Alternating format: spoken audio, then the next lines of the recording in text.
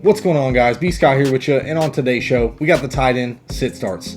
Obviously, you're starting the elite tight ends, but I got some tight ends that possibly could make a splash in the end zone this week, and some that you might want to stray away from. So keep it locked and loaded right here at the first 4 downs.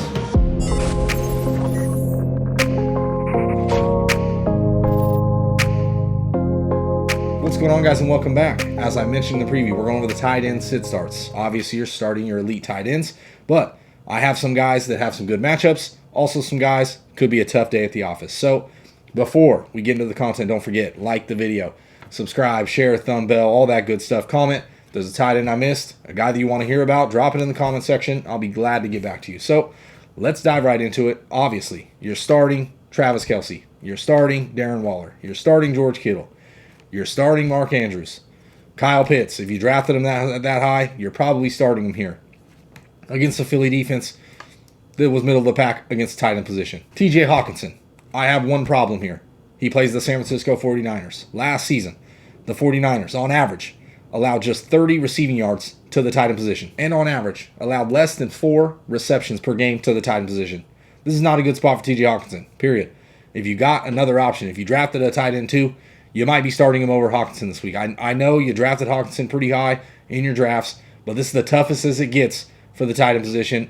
I'm not starting Hawkinson. I'd rather go on the waiver and pick up a guy that might have some upside here. Obviously, you hope TJ Hawkinson is going to see enough volume to make that work. But the 49ers defense, they're no joke against the tight end position. Dallas Goedert, Logan Thomas.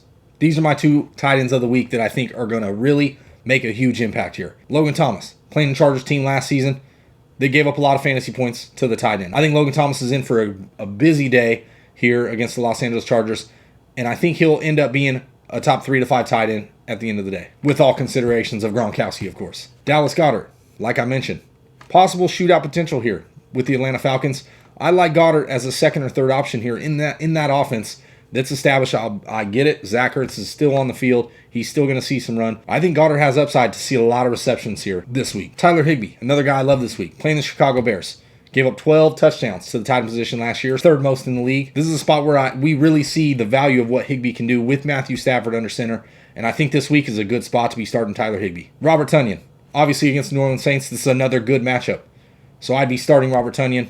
No problems here. Some sits for me. Jonnu Smith and Hunter Henry. Both these in a tough matchup against a Miami defense that was pretty stout against the tight ends. I mean, albeit the tight ends didn't do much at all last year anyway. But honestly, Jonnu Smith, if I had to take a tight end, it would be Jonnu over Hunter Henry. But both these guys I don't really love in this matchup. Somebody's going to be catching passes, especially on the short and intermediate routes from Mac Jones. So if I'm taking a tight end, it'll be Jonnu Smith. But I don't really love the matchup here, and you don't know how that snap share is going to work out. Also, Noah Fant. I don't really love them this week. New York Giants giving up only just 4 touchdowns to the tight end position all year in 2020. I don't really like it here considering Courtland Sutton's back, and we'll have to wait and see what his workload is. I get it if you drafted Noah Fant as your starting tight end and you're going to roll him out there, that's fine. I'm just letting you know it may not be a great week for Noah Fant. Also, Gerald Everett. This is another guy. If you drafted your tight end in the very last round, you picked up Gerald Everett.